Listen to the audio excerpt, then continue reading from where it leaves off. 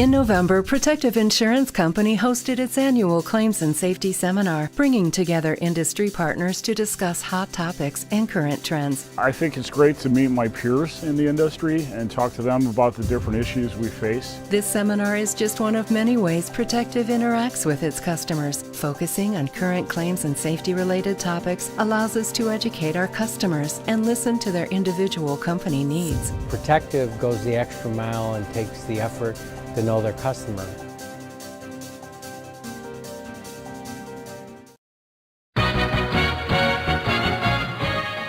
This is Motorcoach Travel News, MTN, from the American Bus Association. Here's Dan Ronan. Welcome to the ABA's February edition of Motorcoach Travel News. I'm Dan Ronan. We're back in Washington after a very successful ABA marketplace in Nashville. More on that in a moment. But first, we want to share with you an important story about the media's recent interest concerning unsafe and possibly illegally operating motor coach companies. The ABA strongly supports government efforts to get unsafe companies shut down. Here's part of a report from KNBC in Los Angeles. The feds are about to implement a plan for tougher regulations, and they are crediting NBC4 for exposing safety problems with the tour bus industry. NBC4's Joel Grover is here now with what the government is planning to do. Joel. Well, Colleen, we sat down with the person in charge of bus safety for the entire country, and she outlined for NBC4 significant new measures to get unsafe buses off our roads before they crash. 4 more accidents on California roads in just the last 6 weeks, the latest involving a company with a history of safety problems exposed by the I-Team 3 months ago. Fronteras del Norte, which runs 16 buses in 3 states. We traveled to Washington, D.C. to speak with Ann Farrow. Safety is my top priority. She's head of the Federal Motor Carrier Safety Administration, the agency whose mission is to reduce bus and truck crashes. ABA member companies are among the best in the industry. And if you have questions about ways to improve your bus safety, contact our office and the Bus Industry Safety Council. And if you have questions about dealing with the media, call me. The number for ABA's Washington office is on your screen. It's 202-842-1645. That's 202-842-1645. Or you can email at abainfo@buses.org.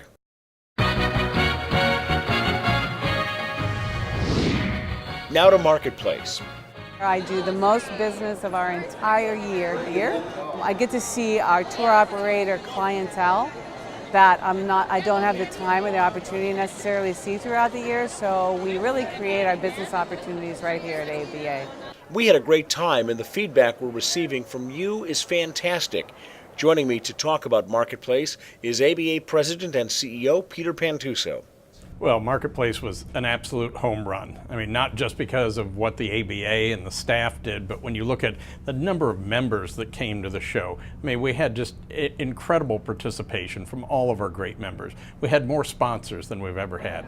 We had more partner meetings that were going on. We had so many different organizations that really recognized that Marketplace is the show to be at, and they brought their members in, board members and others who participated in these other group meetings that were going on. And then on top of that, the city of Nashville and the state of Tennessee were just over the top in their hospitality of this industry and this organization. It was a home run in every sense of the word. Nashville was great. Now what about St. Louis? You know, I just can't wait. St. Louis is a great dynamic city. There's probably a lot of people that haven't been there for a while. And maybe if they had been there 10 years ago, they don't know all the new and exciting things that are going on. And I remember a conversation I had when I was leaving Marketplace at the airport. Somebody said, you know, we went to Nashville, we knew it was going to be exciting, and it was. And I think when people come to St. Louis, not knowing maybe what to expect, they're going to find an incredible time, an incredible experience, great venues, and all the hospitality that you could ever hope for. Legislatively, there's also a lot going on here too. Yeah, you know, every number of years, Congress gets down to figuring out what are we going to do with infrastructure and our road system, and they just did it 2 years ago. They were about 4 years late in passing that legislation, so they're ready to do it again.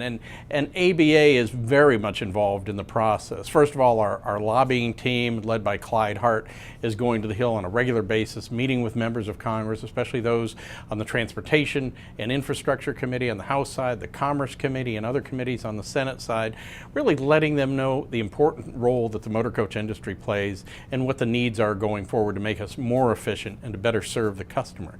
Secondly, the Department of Transportation is putting together its wish list. Just the other day, I was participating in a group called MCSAC. ABA is the appointed bus representative on this committee, and it includes not only industry but labor, other segments of the transportation industry, and with our seat at the table, we're able to help craft the message that Federal Motor Carrier Safety Administration is going to propose to DOT and then to Congress in terms of their efficiencies and what they're looking for when it comes to reauthorization.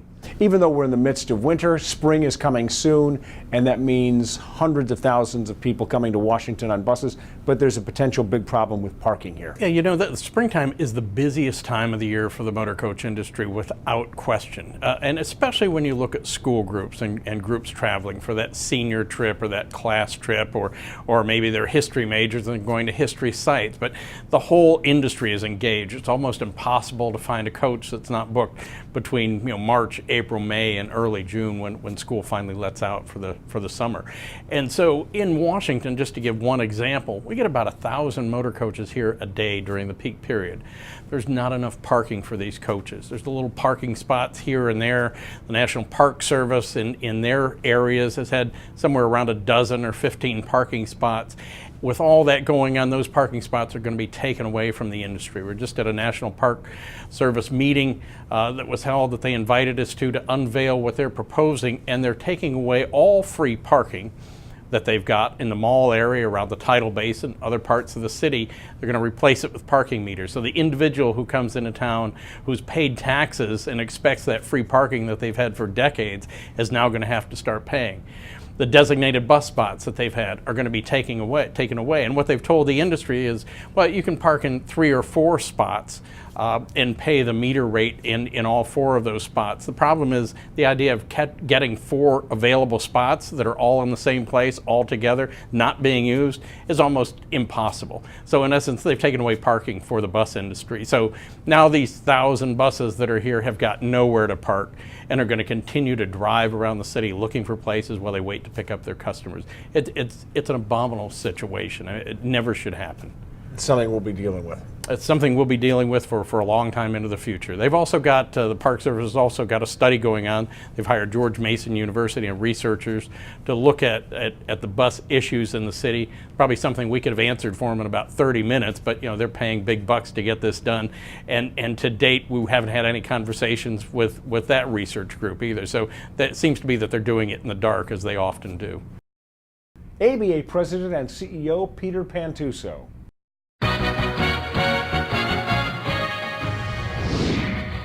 We have important news to share with you about the 2015 ABA Top 100 Destinations Judging.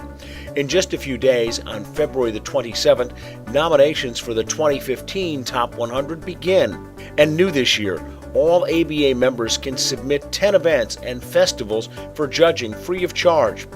Since 1982, the Top 100 Events continues to be the annual compendium of best events for group travel in the United States and Canada. The winners are announced in September. They're chosen from hundreds of events that have been nominated by you, ABA members, and a committee selects the #1 event in the United States and one in Canada.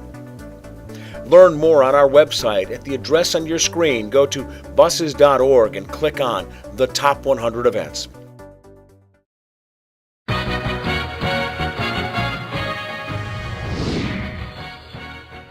Here's a question. Would you leave $60,000 on the table?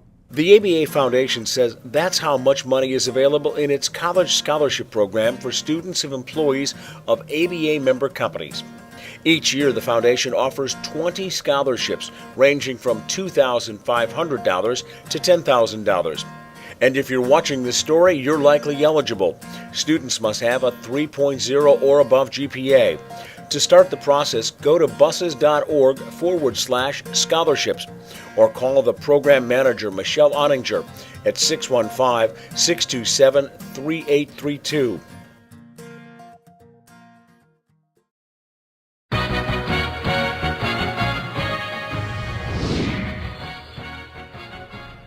"2014 marks the 20th anniversary of the Academy Award-winning and classic movie Forrest Gump.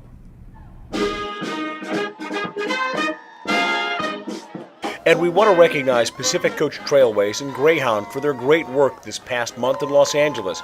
You see, actor Gary Sinise and his nonprofit foundation brought several dozen disabled American veterans from across the country to a VIP screening of the movie. Many other events were held as well. And several celebrities attended the show to show their thanks and support to the men and women who serve our country. Pacific Coachways Charter Services and Greyhound donated and provided the Motorcoach transportation. Motorcoach Travel News continues in 1 minute with the Green Operator segment. This coach runs on diesel, which is about 30% more efficient in its combustion than gasoline. But I know what you're thinking. Diesel isn't clean burning. But that's no longer true, because today's ultra-low sulfur diesel fuel is cleaner than ever. Check this out.